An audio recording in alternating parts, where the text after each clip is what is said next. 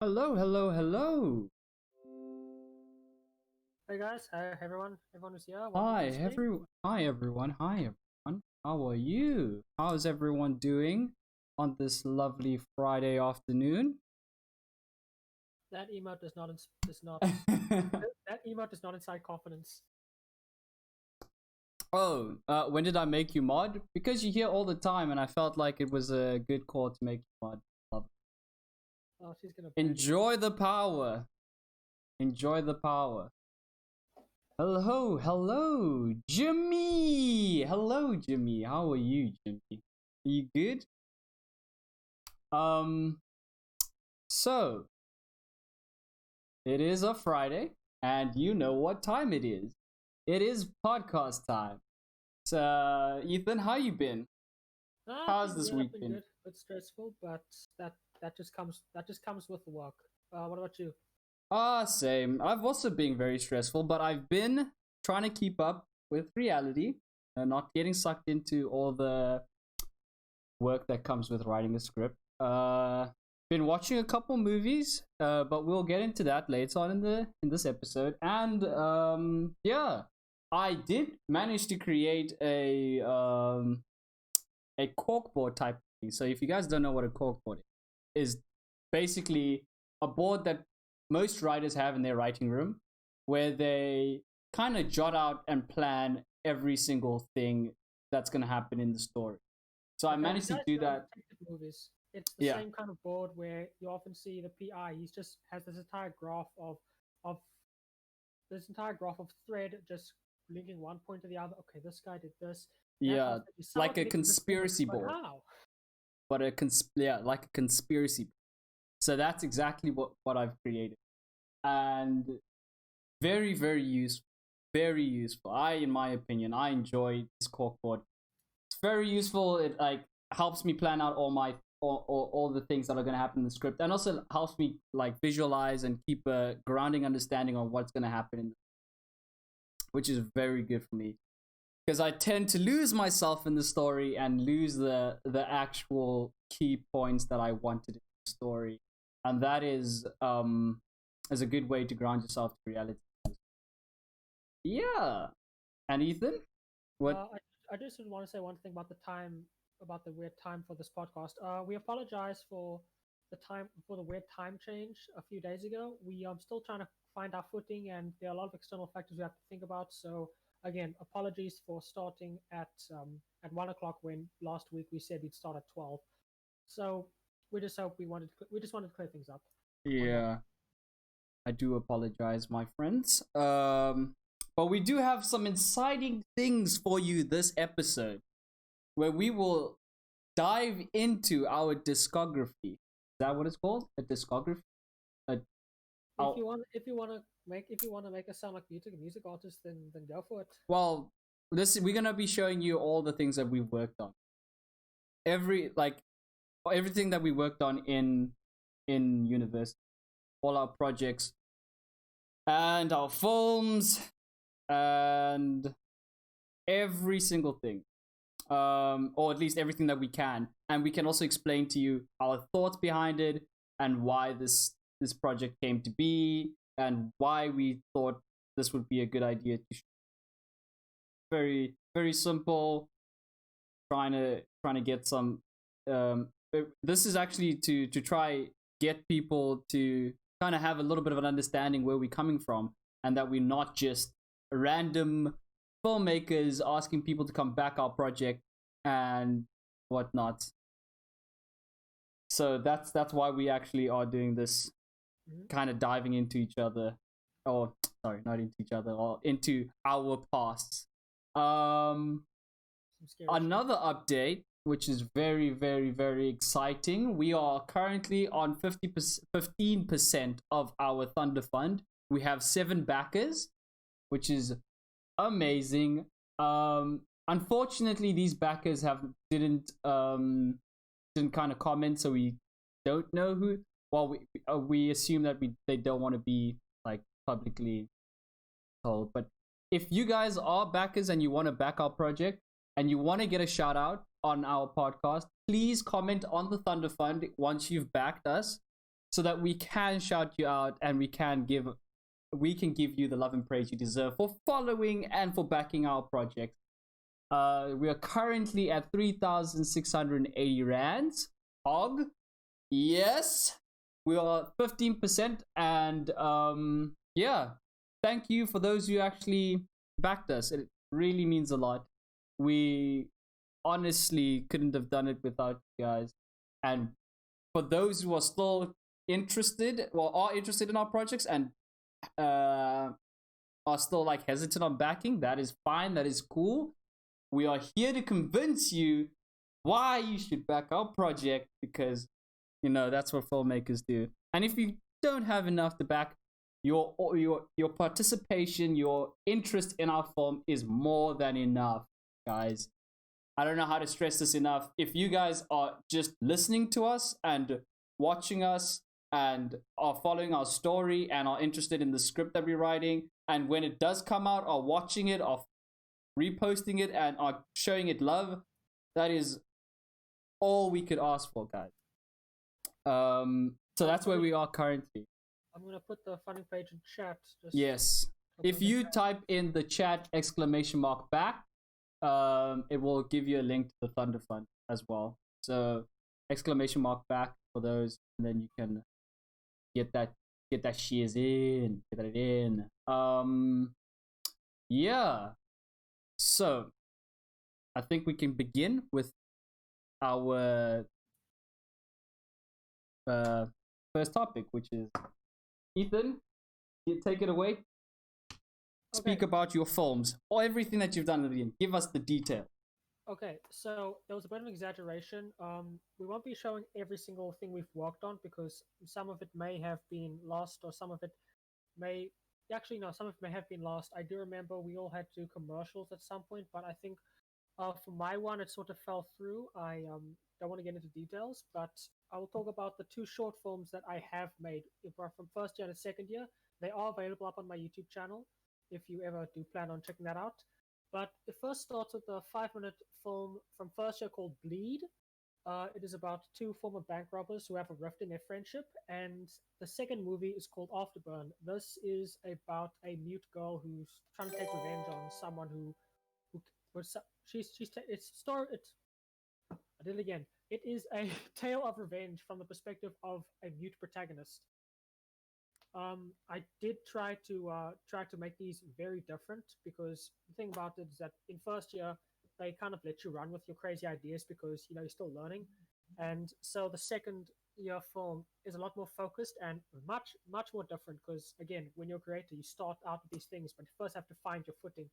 You can't just make a film and then immediately know what kind of films you want to make. You gotta keep practicing so that you actually find your own footing. Yeah, that is true. And we're gonna, let me just pull this amazing film up, and then we can watch it, and then you can have a discussion. If you guys have any questions about it, you can ask Ethan after, and yeah, enjoy the short film.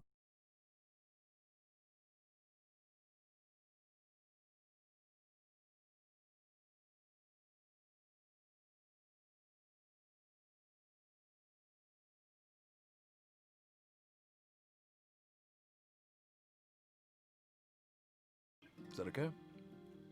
Right. We're on the same page.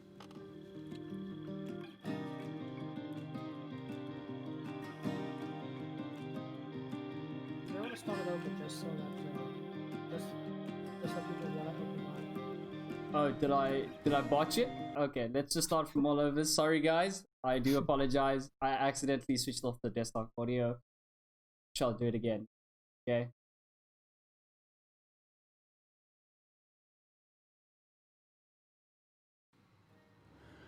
Okay guys, you're gonna go in, you're gonna get the cameras and the alarms first. Then make sure no one can escape the first floor. Is that cool? Right. Most important thing, do not get caught. If you do, we have no affiliation to speak of. Is that okay? Right. We're on the same page.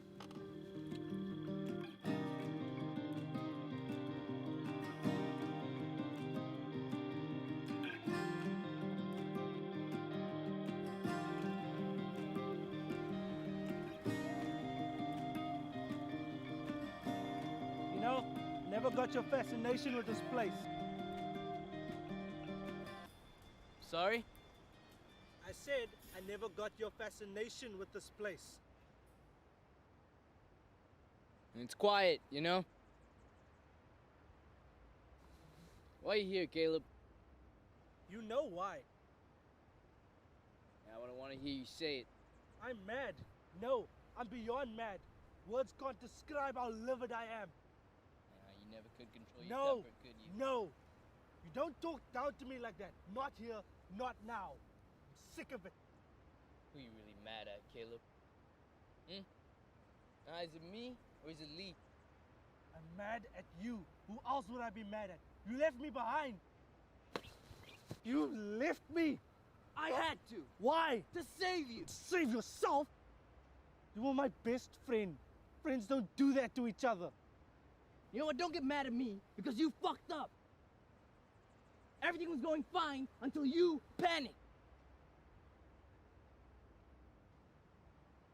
There was nothing I could have done. Nothing.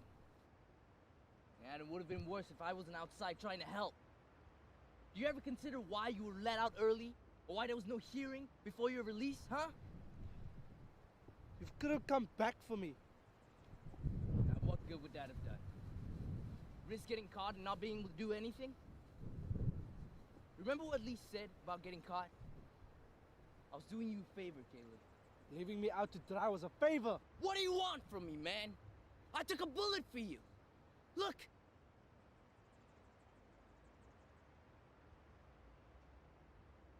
Where's Lee? Denmark. Honeymoon. Figures. Did he ever tell you when he was coming back? I don't know, man. We're probably never gonna see him again.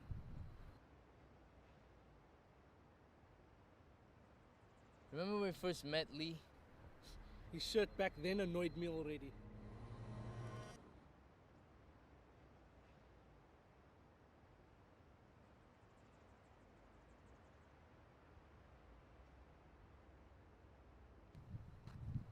Travis, Caleb, pleasure to meet you both. Was David. David is no longer with us. Please.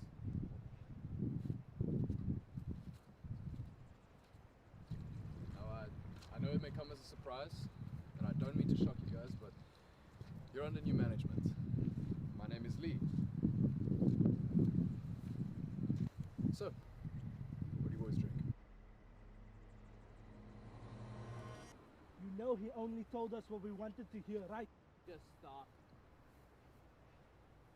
You clearly aren't here to talk. No. You don't want to do this, Caleb.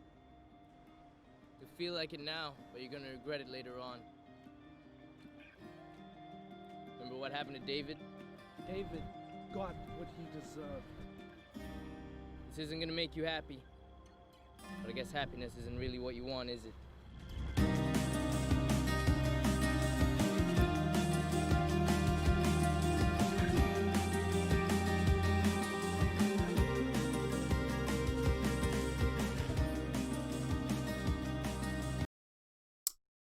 Yay! That was Bleed. Yeah. Wow, Was- I love bandages. I just want to give a special Oh, to to Jesus. A for using his Twitch Prime to watch our content. Thank you very much. I actually thought about the film last night, and something I do want to mention. I think, which honestly we only noticed once he reached in post, which actually would have made the film make a bit more sense. I remember kicking myself like after I realized this back in first year, but we actually forgot one of the shots there. Guys, as you saw towards the end when you saw that the guy in the trench coat, he was holding a knife. You saw that his hand was bandaged. Now that was meant to be a big part. That was a big part in the script. We actually forgot to take that shot. It was actually meant to open like when it transitions to them in the field. It was actually meant to open with a close up of his bandaged hands just hanging there. And I think that would have actually cleared some stuff up had we remembered to put that shot in or record that shot. I mean. Yeah.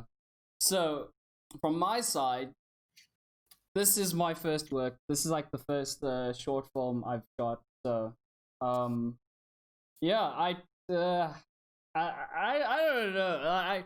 I still I like it. I like it so much. Like every time I watch it, I'm just like, holy moly, holy moly! This is too good. This is too good. This is like I don't know. I've never. I just use your words. Okay. I just like it. I like it so much. I always get like very excited when I have to show this film. I don't want to brag, but I did get the best cinematographer for this film, and I think that's why I enjoy it so much. Because when I shot this film, it came with its own struggles. It came with its own problems in the beginning, and just being able to jump, like face these obstacles and actually get the result that we got is just amazing for me. I thought it was like the best thing in the world. I don't know. I got super excited when I watched it. I again, Ethan, do you want to say anything? Yeah, I don't think I present the same pride as you do. But that's mainly on my own fault. Like looking back at it now after like 2 years, I do think it was a little bit better. I do think I did a better job than how I thought I did back all the way then. But I can clearly see it was my first time, and I really just thought of what would be awesome to put in there. Like I said, bandages. I think the aesthetic for like an injured character is just so cool if you do it in a particular way. And you can definitely see that I put in more style than substance for this. And again, you mentioned problems with filming, like we actually wanted to get a second location for this. Like we wanted to get like a small office where we'd actually meet this guy instead of just meeting him in this open field. But we had to make do because again we couldn't get that second location in time. Because I think the Yeah. production time was also our first time, so things were a lot more difficult than they are now. Yeah. It was. I actually forgot how good that the actors were as well. Like especially Damon. He's the guy who played Travis, the guy in the trench coat. But funny thing, I remember I said it was again style over substance, and I'll always remember at the premiere. There's this one line in this film which they always mock me for. And, okay. Okay, so let's give a little bit of context. So our film group. So we have a group of friends at our campus, and so like with films, we all invested in each other's projects. It was in the editing room where one of the editors, and I think we've mentioned him on our stream, and he's been in the chat before, Dean. And I think he helped with the edit. He was the editor. Oh, he was the editor. Okay, cool. Dean was the editor for this project, and he noticed that when it came to editing this, the phrase that he says, "I took a bullet for you, man. Look," and everyone started catching on this and making such a huge joke about it because of the fact that the eye patch looked really fake, honestly. And second of all, just the fact that he took a bullet for you, man. Look, and that was a running joke of first year, and it was. But I don't care. The joke didn't take away from the story. I still like the story. I back the story. If I had to like show my kids or my grandkids, this is the story I would this is a story I would like show them. It's so good. It's too Bob, good. He took a bullet. He took a bullet for you, man. To have an eye patch. Look. Dude, it was so good. It was so good. So when it came also to location scouting, we had one of our first one of our lecturers, not lecturers, but one of the people, I don't even know what is. I mean, one of the producers, or he was studying at our campus. One of the producers suggested that we shoot at this location. We were gonna shoot in the, what was that forest called? That's in I think it was Newlands Forest. yeah, we were gonna shoot in Newlands Forest, but because it needed so many oh, Tukai, yes, we shot in Tukai Forest. We are gonna shoot in Tukai Forest, but it was super, like there was so much stuff that you needed to do. Yeah, you need to get so many permits, and you needed to like put the permits in like a couple days before, and we were like, okay, this is not gonna work out. We can't keep like we're running close to deadline, and we can't keep like putting having this, you know, we can't have this this location. We can't bank on this location. We have to find another one. So we went to, I don't know, where did we go? We went to like next to the forest. Yeah. I think. Yeah, it was like, dude, it was heck. But then the location proved to be promising. Our producer came through. I don't know if you saw in like the shot, because it's such a wide open place, we couldn't like boom the mic in, because it was like, it was impossible for us. We couldn't put in a mic and boom it in, and also have like the quality, and also the wind, and the wind. So we had, the producer went into the bushes, and he, for that whole wide scene where they were talking and you could see the mountain in the background, yeah. you could see that he was standing there in the bush with the boom sticking out. Oh my gosh. If you guys want to see that shot, it's right after the flashback ends. It's that wide shot when Caleb's walking towards Travis. Just look in the bush to the left, okay? You should see a little mic. You should see a little shotgun mic peeking out of one of the bushes if you look closely. Just go back and check that out. Yeah. It was hectic. Thank you Silver ADC7 for the follow, and thank you Arctic Killer ZA for the follow. So yeah, dude, it was hectic. And then when it came to color grading, color grading was pretty easy. You saw that we had like a simple palette. I think I wanted like more. I think when it came to colors though, I think I wanted something a bit more deliberate. Not so much in grading, but just well, if before we shoot our films, we have to plan everything out in what is called a treatment. Each department has it. And in my one, I talked about color, and I talked about something very gray and harsh. Think Mr. Robot, where everything is in cloud cover, there's blue tinge and stuff. And you see, we were shooting these on cameras that shot in a codec called in a gamma setting called Rec 709. So that makes things look kind of bright and vibrant, but it doesn't give you a lot of creativity when it comes to doing color in post. So it was so much for the footage we were given. Like, of course, we can't work with even better cameras because that's like a lot more complicated. But yeah, just to let you know the kind of things we have to work with in post. Yeah, that's 100% the reason why we couldn't like mess around with that image. So like, just to give a little bit of insight on Rec 709 and the color the gamma spectrums and all that stuff. When you're recording and you want to record like the best quality, so like, okay, let's start with big industry films. Big industry films shoot their stuff. This only works with digital cameras. Okay? Yes. This has nothing to do with film. Yes.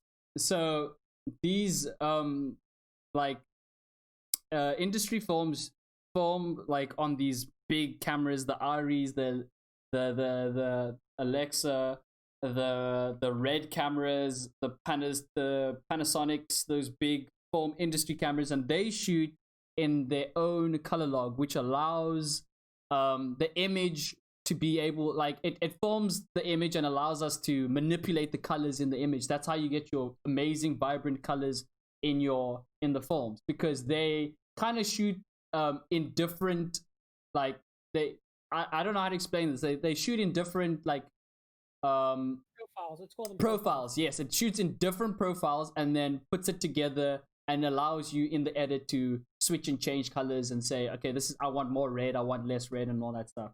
So it's like working on a blank canvas and then putting your own colors in. Whereas with Rec 709, what happens is you get the color, like you get an image already, and that image is already colored in for you, you know. And now you have like there's a less of a chance for you to change and mix and match colors because the image is already colored in for you. I think the purpose on Rec 709 on cameras is to make it look closer to what you see in real life, because if you look at a camera that uses Rec 709, then compared to what you see, the colors look fairly similar. Whereas if you shoot in a cinema camera that doesn't use Rec 709 but uses something else, like shooting is something what they call log format. While it gives you more flexibility in post, the image looks very flat when you're looking at it just at the camera. So I think that's why a lot of cheaper cameras go for Rec 709, because again, it's closer to what you see in real life. Yeah, that's like one of the reasons why we do that. So when we do shoot, we want to shoot in log so that we can manipulate the color, and also we can get like more details in the shot. That's 100%. That's like one of the reasons why we do it, to get a little bit more details in the shot, more details in the images. The white stay white and the black stay black. And like the mid-tones also stay relatively even and they don't look muddy and murky. That's one of the reasons why we do this. Other reason is these cinema cameras, they come with a lot of other attachments. So with cinema cameras, you can change the lenses. The camera that we used for this was the Sony UX90 to film our first year project, and that had a built-in lens, and we could not take the lens out and change the lenses. So every time we wanted to get like a close-up or something like that, you physically had to move the camera and put it into the close-up position or use the zooming.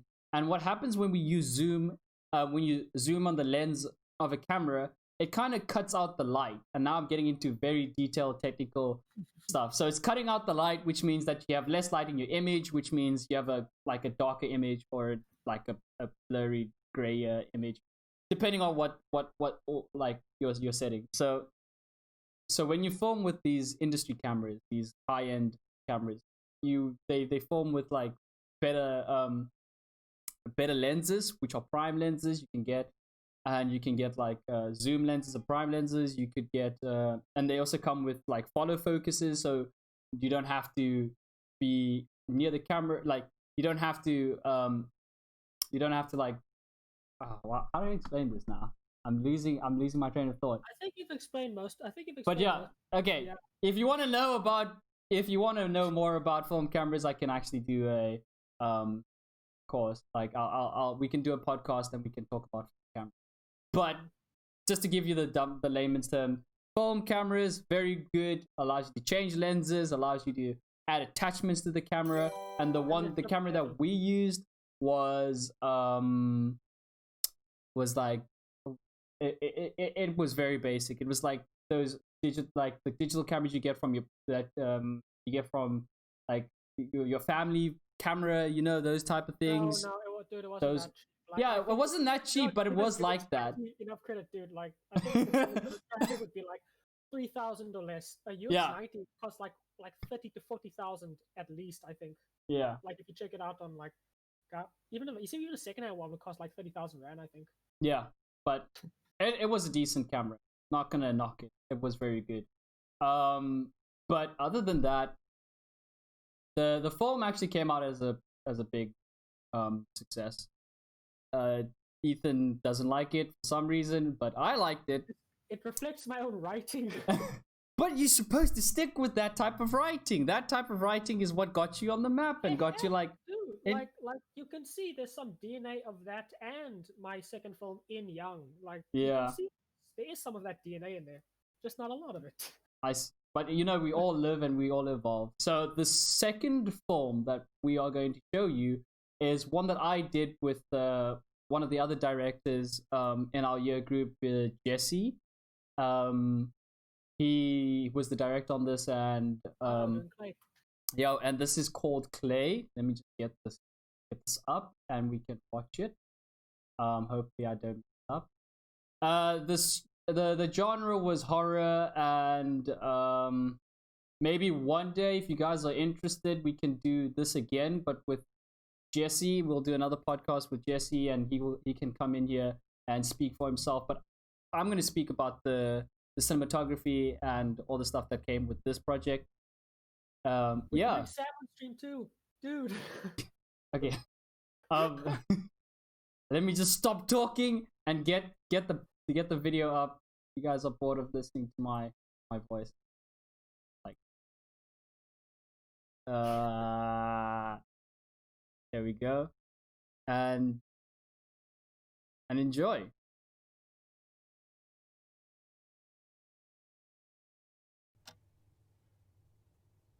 Hey, sweetie, it won't be long.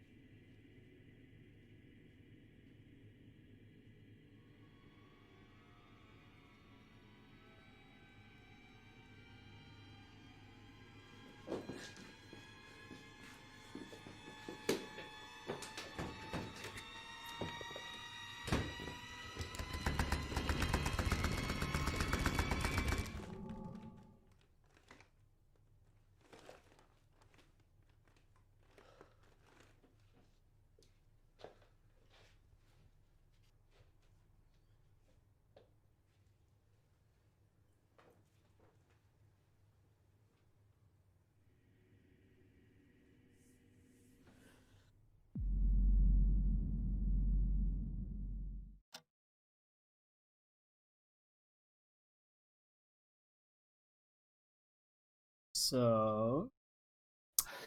Do you remember, like we were close to the end of the day, we were filming that last scene. Remember how awkward it was for Josh? Oh yeah. That was actually pretty funny, not gonna lie.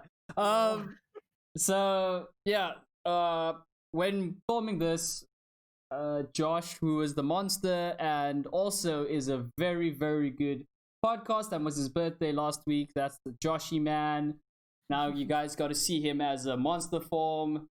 So Joshy Man was the monster, and it was his first time acting, and we had to put him in like an awkward position where he has to sit on top of like Jess, what the actor, and Raven. yeah, what is his name? Raven, and he had to sit and he had to like get under the covers with him, and it was just super awkward. So yeah, it was weird. It was a weird time. So this is the first. Again, I'm gonna be saying this a lot, but it was, to be honest, the first horror that we shot. First like type of horror film that we had. It was Remember those reactions, like when he actually screamed? Yeah. So okay, let's the reactions that we got on our opening day was like very, very, very positive, like extremely positive. We didn't actually expect for this film to be like very, very well met. People were clapping. We actually got an applaud at the end. I mean, like a really, really good applaud. And yeah, it was something. I was really happy at the end of the film. This film got our first year's best film of the year for 2018. Yes. So yeah, this film got our the group. They got us best film of 2018, right? First year film, mate. Best first year film. Yeah. So that was two awards under my belt. Not to brag, but yeah, it was interesting. Shooting. Okay, we didn't shoot at night. None of those shots were taken at night. Everything was done in the day. So we had to like black out the windows. We have to like make the rooms as dark as possible, and also we had to give as little light as possible in the scene. Dude, it was very difficult. Look, I'm trying to remember like all the obstacles that we had on the day. Like when recording, you guys saw that it was kind of like muddy and like the quality wasn't that good. That's because again, we were shooting with very like not that strong cameras. Their sensors weren't really that sensitive to the light, and we had to make do with what we had. We actually came on set with the minimal light, and lighting it up was what I tried to focus on was lighting on the faces. I wanted to see the people's facial expressions. I know it was nighttime, but I wanted to see like in a horror film that some of the things that make it scary is like seeing the person's reaction to what's going on as well, so that you can sympathize with that character and go through the motions and the adventures that he's going through, even though it's nighttime. One thing that I would change from this film is when he sees the monster and he's trying to run away, I would have like added like noise effects as if the monster's coming towards him. It kind of would have added a little bit more tension. And then when it got to the door, you just hear like, and then going into the door, and then that would have been, that would have been made it better. But you know, I couldn't do that because I was. Well, I do think it's hindsight. You know, you only notice these things now years later. But something. Yeah. In Jesse's house, they have these little rubber pads on the door hinges so that you can't slam it. So we would have had to add in the sound effects for slamming of doors, but also. If you remember, this is an interesting story about Jesse's set. All of his crew members dropped out of him. Like some of them either holy moly, country, even his main cinematographer. So that's why. So he actually had to do all of the editing. He had no editor for the set. Yeah, he had no editor. Shout outs to him. He did it on a laptop. He edited it by himself. I helped with the color grade. I didn't get to the credits part, but I am credited as the color grader. I came up with like the look of that. I like the way that the cars look and how they would interact with the character, how the character's face would look. I felt like that was also very important because in horror films, nothing's like truly black. It's like kind of dark blue and Yeah, you did a gives good you an job. ominous. Even though you could see there was actually a very bright light in the last scene, it worked. Yeah, Despite it meant to being dark, it still worked. yeah. No, I felt that we like put so many gels on the light. So we took like bambinos, which were these small lights, like really small. They But kind of powerful. yeah, it's really small but powerful lights. We just put like blue gels over them so that we can cut down the light and tint the light blue, and then we just shot them onto the walls, trying to light up the scene as evenly as possible so that there was not a lot of dark spots and there was not a lot of hot spots on the wall, and that everything was kind of a little bit even. Yeah, it was a lot. It was a lot, just to say the minimum. It was a lot of work. But it was interesting. I shot this after I shot Ethan's film, and after that I was a bit comfortable. Huh? Actually, no, you shot this film. Did I? Because I only met Raven on his set. Oh no, we did it. Yeah, we did it. Oh shit. Sorry, the other way. Actors, and like I asked Raven on Jesse's set if he would be in my film. I'm You sorry. remember? It was the other way. It was not the other way around. Okay, Yeah. I shot this one first, and that's why I was more comfortable, and I think I liked Ethan's one because I shot that one second, and I was able to play around with the character. I mean, with the camera, and I was able to like just play around and see what this camera can do. And then when it came to Ethan's shoot, I managed to like pull up my socks and shoot something and actually give some good content, which was pretty interesting. I really like this whole post-mortem thing, like explaining all the little shortcuts we had to take or issues we had. Like something I really find funny is that in the shot when Raven is leaning against the door and he tears apart this little Prestic statue thing. If you look at his fingers, you see that he tries carefully to snap it in half because when you pull Prestic, that's what it's made of. It stretches, which would have been more natural. But in that shot, he put his fingers close to where he was going to tear, so just snap in half instead of actually being stretched out. Because we had to do that because we had to do so many takes of that one shot, and Jesse, he was the person who actually had to sculpt this. He didn't, and it would have taken up so much time to actually have to resculpt this thing from scratch because that's what happens when you stretch it. You have to make it perfect.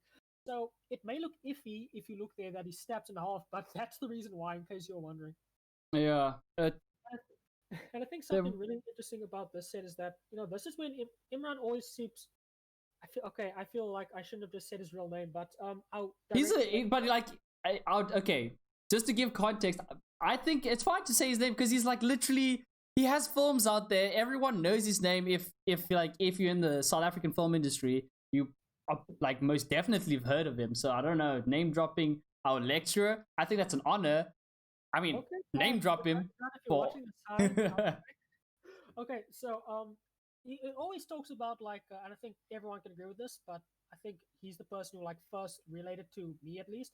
Always cut out what is unnecessary, even if you really like it. And I think this really showed that especially because if you see in the opening shot, you hear a woman's voice saying goodbye and you hear a door closing. There was an entire plot beforehand. Yes, there was. It's actually like this where the main character he actually talks. Like he actually talks to his mom about how she's dating this new guy who he doesn't like. He's like, "Oh, you have to respect him, okay? He's gonna be part of my family." And he says, "He's not my father." And it's all plot point like that. And there's even a conversation between them before they actually leave the house. So, and also the actor who would have played the father also played the monster. It's Joshua. So there would have been that whole realization. Like if you had paid close attention to what the monster looked like, you would have seen he takes the exact appearance of the father. But apparently it ruined the pacing of the whole show, of the whole movie. So our lecturer just said it's rather best just leave that out and start whenever it did, when his parents leave and he starts scheming, starts putting away his book and starts looking up voodoo doll stuff on Google. Yeah. that was the first moment like the first example I've seen of killing your baby.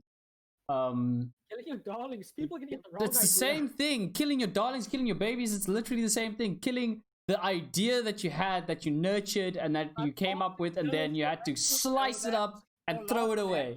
Don't know that. Slice it up and throw it away. That's what happened. Jimmy 55 won't know that. Yeah, so that was like a very interesting project to work on. We did like, again, both of these projects that we did with like little to no budget. There was nothing, like we had no funding for these, and they came out really well. So I mean, just a little nod and wink to our. We just imagine now what we would do if we actually had funding. We would be able to like do some amazing stuff. Running around on that scene. That's where the name Boom Boy came from. Yeah. Boom Boy. Yeah, that was you. So if you want, actually, I'm gonna actually make it a actual thing. Ethan's new nickname from now on out is Boom Boy on this podcast. He'll be known as Boom Boy. So long. But it like, dude, look at the film. All your hard work has reflected in such an amazing film where the main character never said anything, no sound at all. Just let that sink in. Just let that sink in. All your hard work for a film that has no audio from the main character. I'm just saying. Wow. Yeah, dude, I'm only messing. But the sound design was also pretty good on the film. Some of the things that we got was stock footage, stock sound. Most of it was stock sound. Yeah, okay, most of it, but we had to get reference from on-set, which is also a very important thing. Getting reference sound from on-set so you can find and send to your sound designer so that they can kind of come up with something that is decent for the film, which is very important. Sound is 50% of your film, and I think the second film that we're gonna watch is Afterburn. I think that also makes use of that theory that I just said, where sound is just as important as the visual. And I shall stop.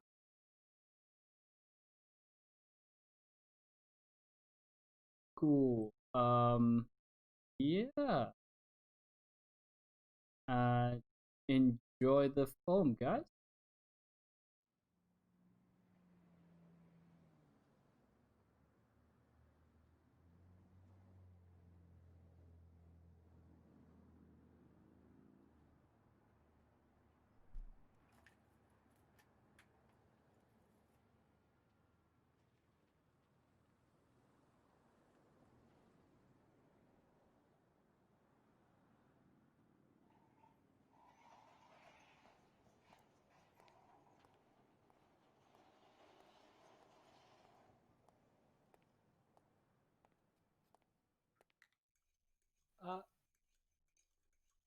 But I think the sound isn't working. Like, I'm checking on the stream now.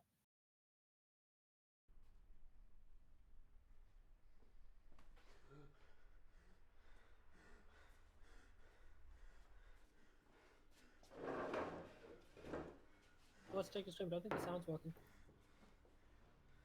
Oh, sorry. Is the sound not working? Is it? I'm No. sorry. Pause. It is on high. I think it's just the form's very. I'm just gonna take it back here. I do apologize if the sound is not that loud.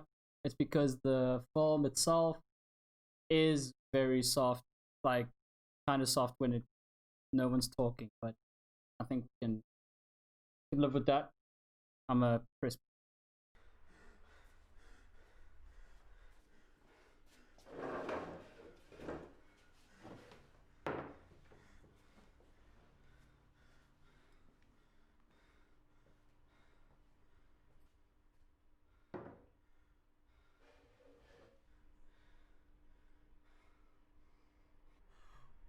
What do you want? Listen, I've changed. I've repented.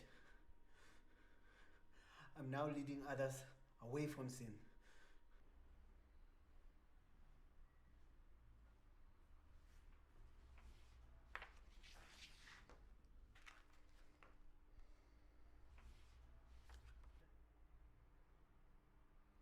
Solomon, why are you looking for him?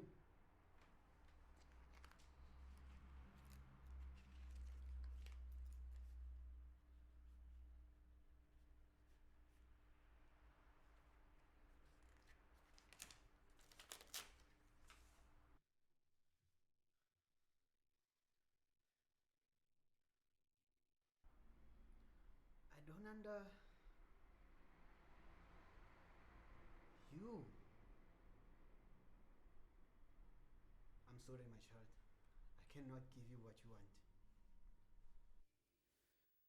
There's a lot at stake. We have to find another way. Maybe we should talk to God about it. A lot has happened since then. We need to move away from that. You must understand, child.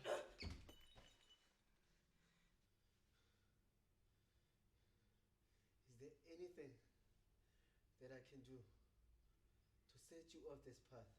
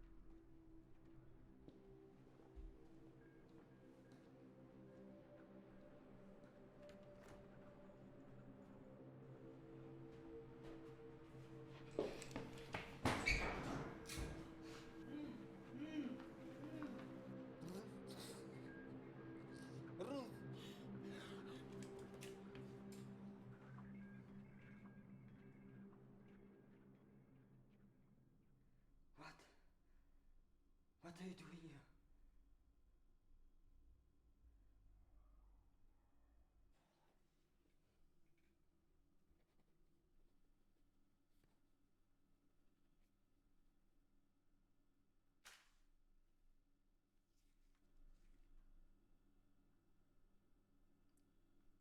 Meredith.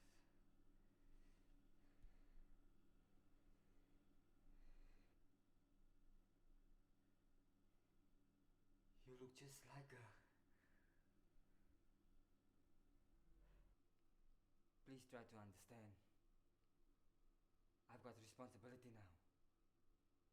Which means I cannot let you do.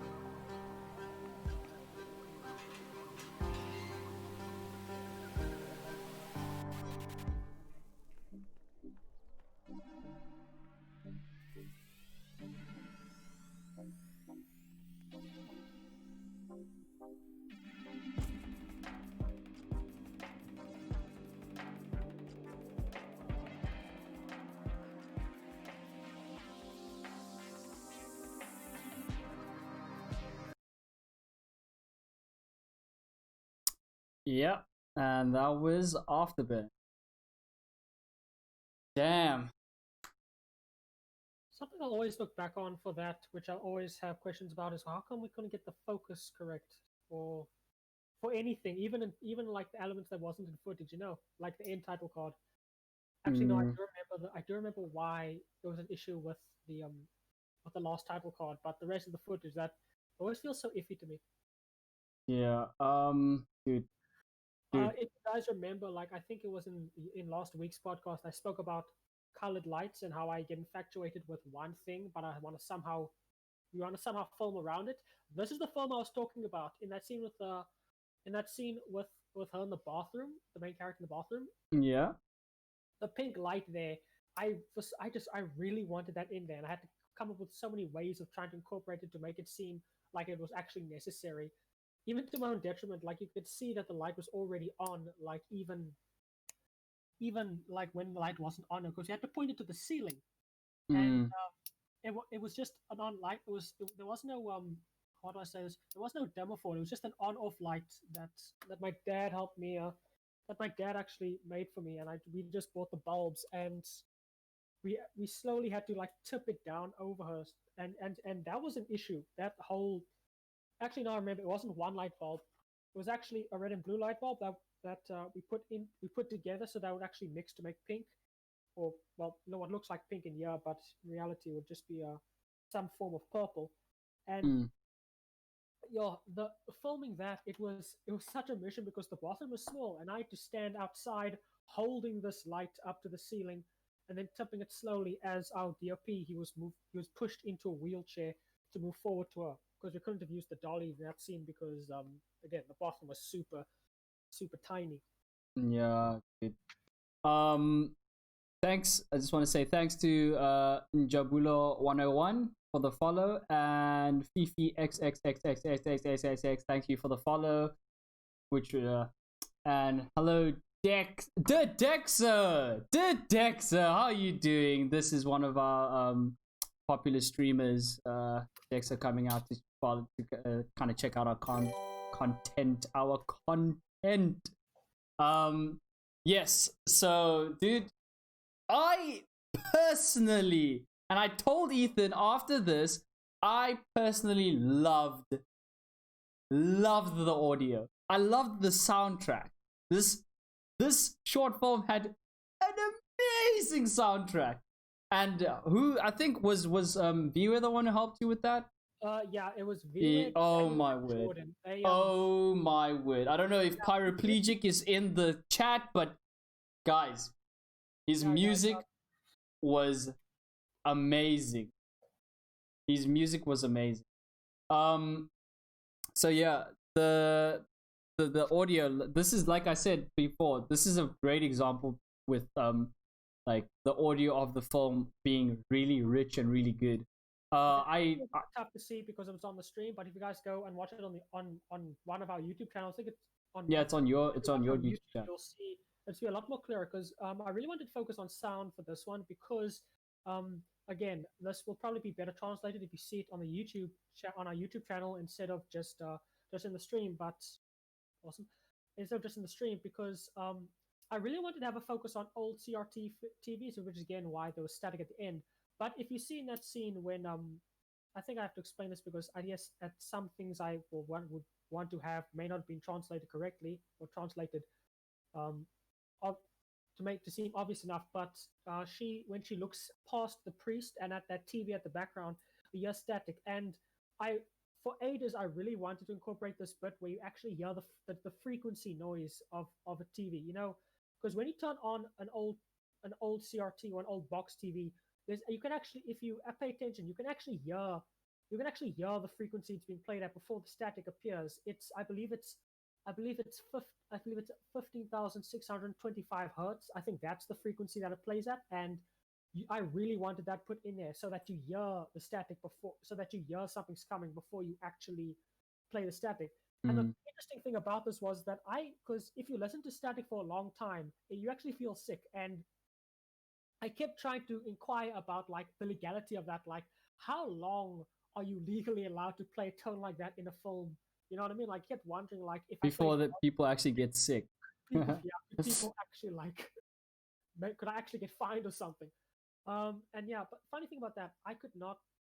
In case you guys want to do this, use an actual software for sound post if you want to do this. Like, use Pro Tools or use Audacity, because you can't just take that same tone, record it, and put it in Premiere Pro, or get that same tone from a YouTube video and put it in Premiere Pro. It will not work. It won't. We tried it. It doesn't work. So thanks once again, Viewer and Daniel, for helping me with that, and for helping me with the sound, because that's Yeah. a big part that we couldn't do without. So if you are in the chat, please, again, thank you so much. I would buy you a beer each, but we can't do that right now. No, it's lockdown. You can't do that. Thank you, Flamin, for the follow. And Arctic Killer. I said thank you. I did, but I'll say thank you again because you're my boy. So, dude, this film, I also like the color. The color schemes that you use for this film was really interesting. It kind of also brought down that homey feeling. And I think your film last year had like one of the most cast in it, because you had like and you also had like proper castings. Like, your producer was on top of their game, because they got you like casts, and they got you actors, and they got everything for you like it was no tomorrow. And I remember last year I was kind of jealous because the film that I did last year, we were struggling with location, and there was like not enough, like and I think I'll show it to you guys next week if I can get a hold of it, because I'm still currently trying to get a hold of it. But yeah, so we were struggling with location, and like knowing that a film like yours actually, I think it was one of the smoother ones that ran last year. Dude, it actually just shows in your film. Dude, it was not smooth. It looked smooth. We had to do 3 because so few people actually came up for like the first session. Oh, dude. Obviously, they're not going to come for the first session. I think it's probably because of the diversity of the cast I wanted, because it's hard getting older actors, you know. Yeah, no, that's true. And it's harder to convince them, because it's people like young people. Like, if people in our age generation, you can still be like, hey, dude, do you want to be in the film? This is for a project. You know what? It's easier to speak to them, but like older people, you know, they've probably done this for a long time. That's another thing. Like, yeah, and dude, they aren't just available for 12 hours of the day. They might have to take care of a family member. They might have to go to work. So you don't. Yeah, and you have to consider that. Schedule's free. And you have to consider that in their work, and that's how, like, you have to. That's where being professional comes in. You have to know how to work with your actors. You have to be like really, really professional. Gotta like step up your game. You have to like communicate with them and say, this is the problem. This is what we have, guys. I do apologize. Oh, yeah, like if something goes wrong, say, I do apologize. This is what's happening. We're currently working on this. ETA. There's so many minutes. Thank you for your time and whatnot. And then you continue, and then you do it. Just keep communicating with them. I felt like that was one of the most important things that like we could have done on our set, not on this one, but on our one, is just communicating with our actors. Oh yeah, absolutely. Like on my set, we actually had to shoot an extra day, I believe, and it may seem like simple work, but it takes a lot out of you. Like, by the end of our last day, I just felt so exhausted, but we still had so many shots to do. So you always gotta like you said, you always gotta reassure those around you, saying like, yeah, we are getting these done. Just gotta get this first. So just hang tight, because they also probably feel flipping exhausted as well. Mm-hmm. Yeah, you don't realize how much this takes out of you until you're actually in there. No, dude, that's really true. Sometimes I'm like really tired. I get really tired of this. All you guys got to do, you guys got to make your own film at some point, but with like 4 other people, okay? And just see how much it takes out of you, and you'll know what it's like. Dude. Especially the planning phase. All of you, like, make a film with your phone, get your parents involved, get your siblings involved, get one actor, just go. Yeah, I wish you guys, if you are taking that challenge, I wish you the best of luck. You might actually find it really fun. I think it's just fun stuff. But yeah, that is actually the last film that we are going to show you today. We're gonna close off with some ending comments. These films were actually, I hold these films like really near and dear to my heart because these are the makings of like what we are and what we strive to be. And I hope that down the line we actually can show you more like short films that we've created and um more of our work. Even though we like during this lockdown period, lockdown time, really difficult and like getting used to like the new rules. I feel like our generation of filmmakers are kind of always, or at least my generation, I felt like things always happen very weirdly. Like nothing really happens the way it's supposed to be. And I remember like when I was in grade, I think when I was in grade 10, when like the cap system, like the school education cap system came out, and I was like, oh no, we're gonna have to write our matric in caps. And so I was like, why is this happening to our year generation? Why is this in my mind? And now it's happening again. Coronavirus is coming, and I was like, why does it have to happen to our generation? Why? But it's challenges that we have to take. Like it. Just imagine if we do it right, we're setting a way, we're paving a way for future filmmakers so that they can do it right and they can like abide by the rules and they know that these things actually do exist. These challenges are existing and there's multiple ways you can get over them. And just to close off, like just our last section of this podcast, very quick. We just wanted to discuss films that we've been watching. Like what entertaining things have we been doing during this week? And Ethan, I'm gonna start off with you. What films have you been watching? What can you recommend to people that you have been watching this week?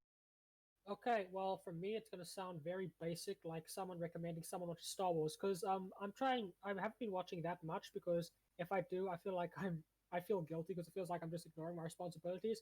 The best thing I can say is I saw season one of Ozark. It was quiet, and but I'm pretty sure a lot of people already know that.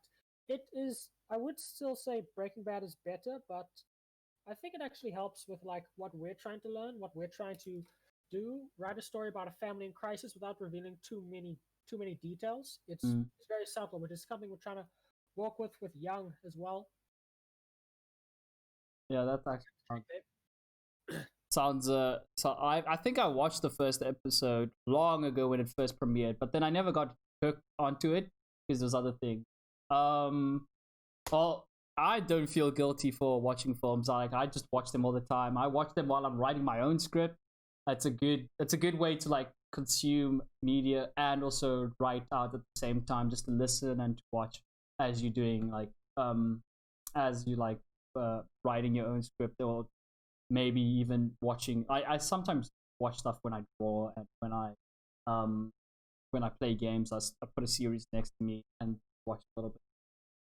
So what I can recommend you guys, or what I've been watching this week, I watched Moonlight, which was an amazing film that I think it won an Oscar last year, right? Or was it nominated? Or Not sure. but it won an award. Does it Dude, matter? it doesn't really matter. There we Guys, go. Moonlight, very good film. It deals with like problems of growing up. It deals with sexuality. Very good film. I don't want to spoil it for you guys, but if you guys have the time, you go check it out. And also, I've been watching a lot of Community, and I've gotten 100% hooked. I've kind of binged like 3 seasons throughout this week or throughout last week, and I've been 100% hooked on this TV series. So if you guys are looking for some great content, we recommend to you Moonlight if you're interested in movies like that. Community if you're looking for a series. And Ethan, what was your Troy and Abed in the morning? And Ethan, what was your movie that you Ozark? And if you guys are That's just the new stuff. Like Yeah, it doesn't have to be new or anything, but if you guys, I think the majority of the new of the sort of new things, new quotation marks that I saw was like at the beginning of lockdown or like no at yeah, the lockdown. Yeah. Um, that's yeah. the best thing I can say. Anyways, thank you for those who followed during this episode, and thank you for those who came out during this episode. Sorry if I didn't get to name everyone, but from the last few people that I'm seeing, Jimmy, thank you. Uh, Justin J, thank you. I didn't see you come in, but thank you very much. Dexo, Leia, Lava Pancakes, um, Bubsy, yes, Bubsy, thank you for coming through. And all the new followers, Arctic, Killer ZA, thank you for coming through. And the rest. If I don't get through your name, please, I would, but like we don't want to take too much of your time. Also, please follow. Yeah, sorry. Also, please follow our Instagram if you want to keep posted with the current happenings of our film. I think today we're gonna post something about casting calls. So if you guys are actors or know of any actors, please send them to our Instagram page. It's very like if you go into my about page, you will be able to see the Instagram page for Young and the YouTube channel for Young. I launched a Facebook page. Dude, it was very difficult, but I managed to get a Facebook page down. If your parents are Facebook lovers and they communicate with you through Facebook and they have those Facebook groups, please go to our Instagram and check out our stuff, and also go to our Facebook. I'll just link it in this chat now. Let me just go fetch it. Yeah, please get your aunties to. Please get your aunties, your uncles, your Facebook users. Please get them involved with our film. The more, the merrier. You know, that's the kind of type of word. Yeah. And also thank you for our to our animator who did the background. Really, really, really amazing. Fatima, I think she released or she started her own Instagram page. I will link it in the Young Instagram page. You'll be able to see everyone that we're thanking now. And yeah, I think that's all that I have to say. Ethan, is there anything that you want to say? No, I think that's it for me. Just thank you for everyone who tuned in to listen to our podcast, and we appreciate your presence. Yeah. Oh, and the episode will be up on Monday. So those who didn't get to watch this episode, you'll be able to like rewatch it on Monday, and it will be posted on Monday. And also those who want to rewatch this episode, I think you can still rewatch it on Twitch, like after it's done. But if you want to like watch it at your own pace and your own time, go to the YouTube page, YouTube channel, and go watch it there. And yeah, I think that is it from us. You guys have a fantastic afternoon, and we hope to see you next week. And if you have any suggestions, put them in the suggestion box. Yeah, this is two broke filmmakers signing out for today, and I'll see you guys next week.